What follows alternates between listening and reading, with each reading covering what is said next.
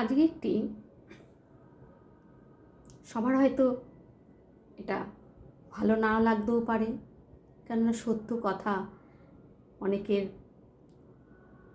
ভালো লাগে না। সত্য কথা অনেকে হজম করতে পারে না। ভালো লাগা মন্দ লাগা তো সে পরের কথা, কিন্তু হজম করাটাই কঠিন কাজ। তা আজকে যে লেখাটি পড়ব, এটা এখন কি বলবো, রোগের মতন হয়ে দাঁড়িয়েছে সমাজের বুকে। অন্যের স্বামী কখনোই আপনার প্রেমিক নয়।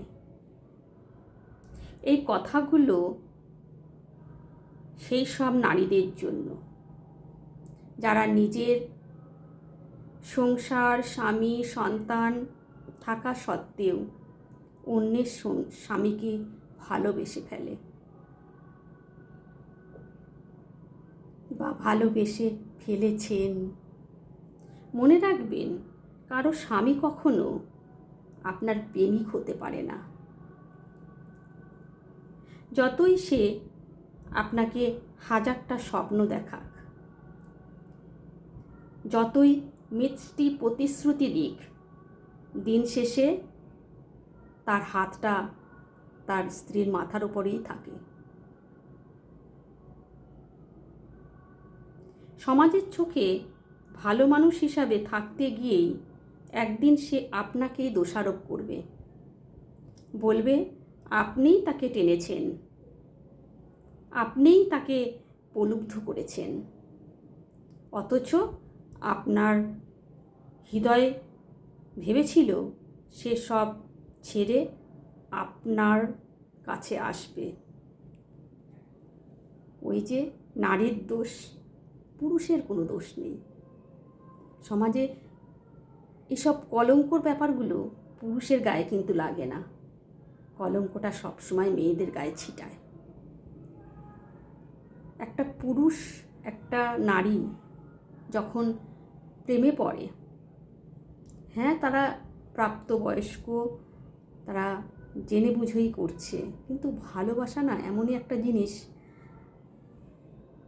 তখন সব আবেগটাই এগিয়ে আসে, আর বাদ বাকি যেন সব কিছু ঠুনকো। আবেগের মধ্যে ভাসে তখন ভালোবাসাটা। সেরকমই কিন্তু যখন এই ঘটনাগুলো ঘটে যায়, সেই পুরুষটি, বিবাহিত পুরুষটির কিন্তু কোনো ক্ষতি হয় না, ক্ষতি হয় কিন্তু সে বিবাহিত নারীটির। জীবনে অন্ধকার ঘনিয়ে আসে। তারই পরিপ্রেক্ষিতে লেখাটা।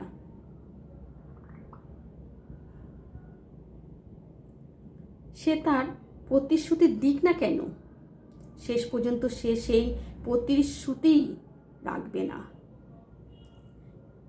সে বিয়ের দিন স্ত্রীর সামনে দাঁড়িয়ে দিয়েছিল যে কথা,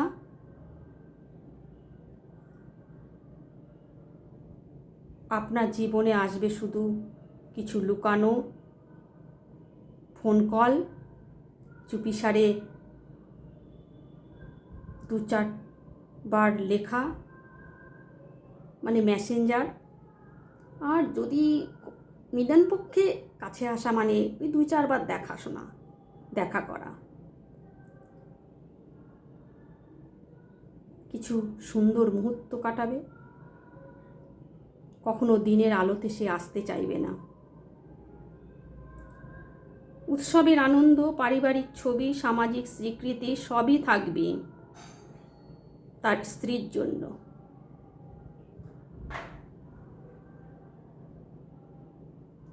আর আপনার ভাগে থাকবে অজানা শূন্যতা, অবহেলার কষ্ট আর একরাশ অপেক্ষা।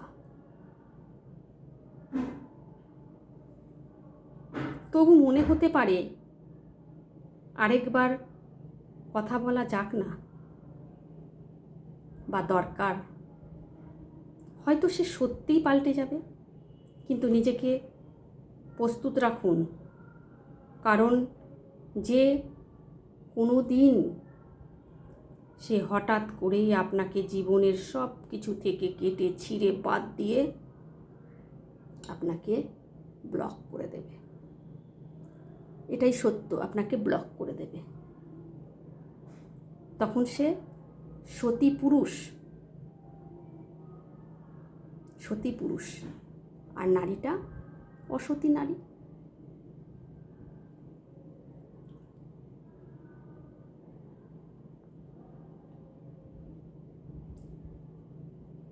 ব্লক করে চলে যেতে পারে শুধু নিজের ইমেজ বাঁচানোর জন্য।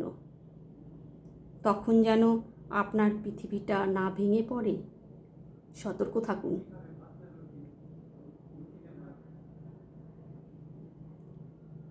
তাকে আপনি ভালোবাসতেই পারেন, সেটা আপনার অনুভূতি, কিন্তু এই বাস্তবটা ভুলে যাবেন না যে সম্পর্কের ভিত দাঁড়িয়ে আছে আরেকজন নারীর চোখের জলে। সেখানেই সুখ টেকসই হয় না।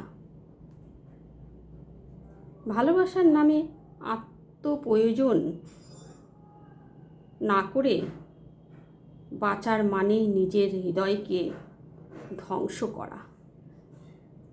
সত্যিকারের ভালোবাসা আসে আলোতে, গোপনে নয়। যে ভালোবাসা আপনাকে মাথা উঁচু করে সমাজের সামনে দাঁড়াতে দেয়, সেটাই টেকসই সম্পর্ক।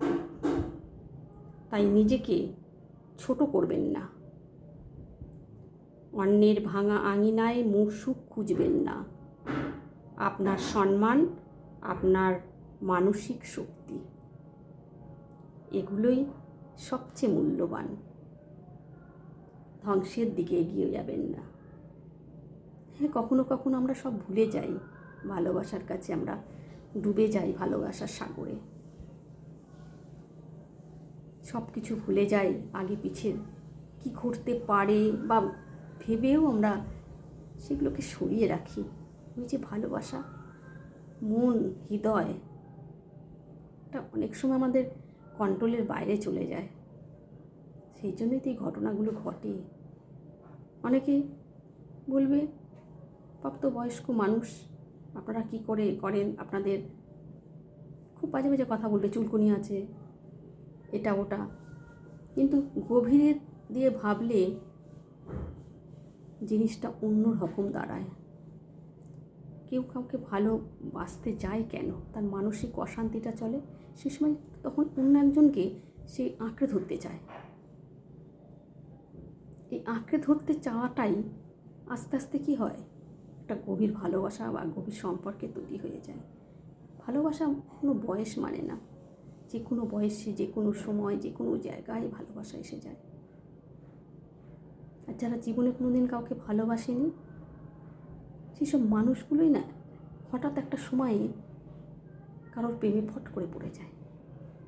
এই বিবাহিত পুরুষ, বিবাহিত নারীরাই।